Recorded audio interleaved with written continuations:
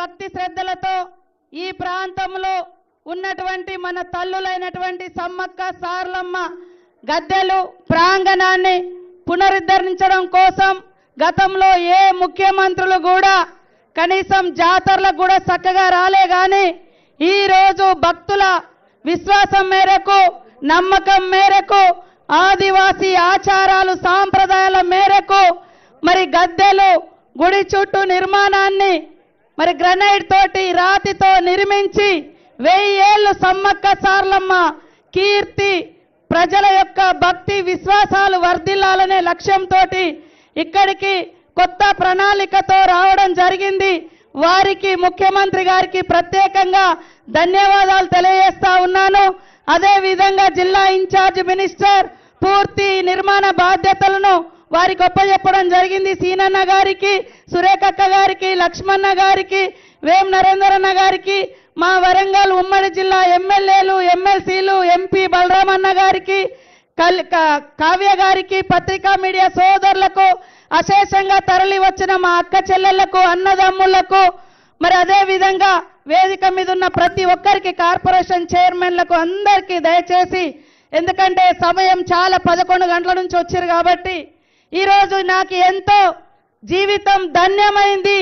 ఒకే ఒక కోరిక, సమ్మక్క సారలమ్మ చరిత్ర మరి ఇప్పటికీ 13వ శతాబ్దంలో మొదలైతే మరొక 1000 ఏళ్ళు ఉండాలి.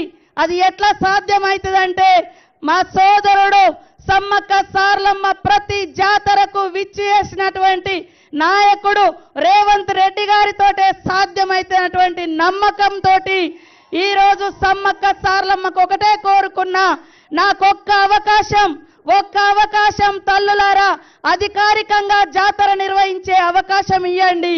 మీ కీర్తి, మీ ప్రతిష్ట, తల్లుల యొక్క గొప్పతనం 1000 ఏళ్ళు ఉండే విధంగా నేను అదే విధంగా మా సోదరుని ఒప్పించి మెప్పించి తీసుకొస్తాను ఒప్పుకున్నా. కానీ నేను అడగక ముందే నేను అడిగింది ఆవగింజ అయితే వాళ్ళు మరి ముఖ్యమంత్రి గారు ఏదైనా పర్వాలేదు తల్లుల కోసం నేను సిద్ధంగా ఉన్నా చేస్తాని ముందుకొచ్చినందుకు నిజంగా ఇంతకంటే గొప్ప అవకాశం, గొప్ప కోరికలు మేమేమి కోరం. కాబట్టి దేవుడు బాగుంటే, దేవుడి గుడి బాగుంటే, సమ్మక్క సారలమ్మ ప్రతిష్ట బాగుంటే ఖచ్చితంగా సకల జనులు బాగుంటారు.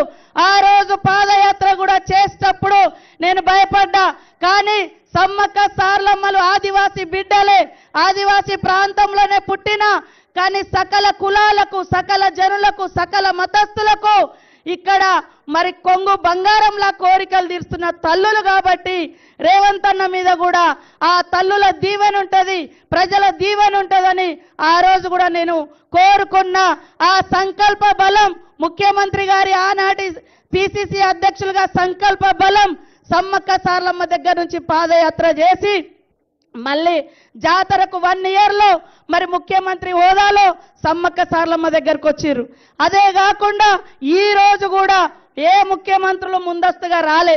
ఈ రోజు గుడి ఎట్లా నిర్మాణం జరగాలి, ఆచారాలు సాంప్రదాయాలు కరెక్ట్ గా ఉన్నాయా లేదా అని స్వయంగా ముఖ్యమంత్రి రేవంత్ రెడ్డి గారే ఇక్కడికి రావడం అనేది ఈ ప్రాంతానికి, ఈ ప్రాంత ప్రజలకు, ఈ ప్రాంత ఇలవేల్పులుగా ఉన్నటువంటి సమ్మక్క సారలమ్మ తల్లులకు వారిచ్చే గౌరవం, వారికి ఉన్న భక్తిని ఇది నిదర్శనం అని తెలియజేస్తూ ఇప్పుడు మరి మన సీఎం రేవంత్ రెడ్డి గారిని మన సోదరుడు మనమందరం కూడా తల్లుల దీవెన ఎట్లా ఉందో బలమైనటువంటి ప్రజా ప్రభుత్వం వర్ధిల్లాలని గుడి కూడా నిర్మించేందుకు తల్లుల బలంతో పాటు, తల్లుల దీవెనలతో పాటు ఇక్కడికి వచ్చిన అక్క చెల్లెలు, అన్నదమ్ములు అందరి సపోర్టుతో మరింత సంకల్ప బలంతో ముందుకు సాగాలని ఆ దేవుణ్ణి ప్రార్థిస్తూ ఇప్పుడు మరి ముఖ్యమంత్రి గారిని మాట్లాడాల్సిందిగా కోరుతా ఉన్నాను.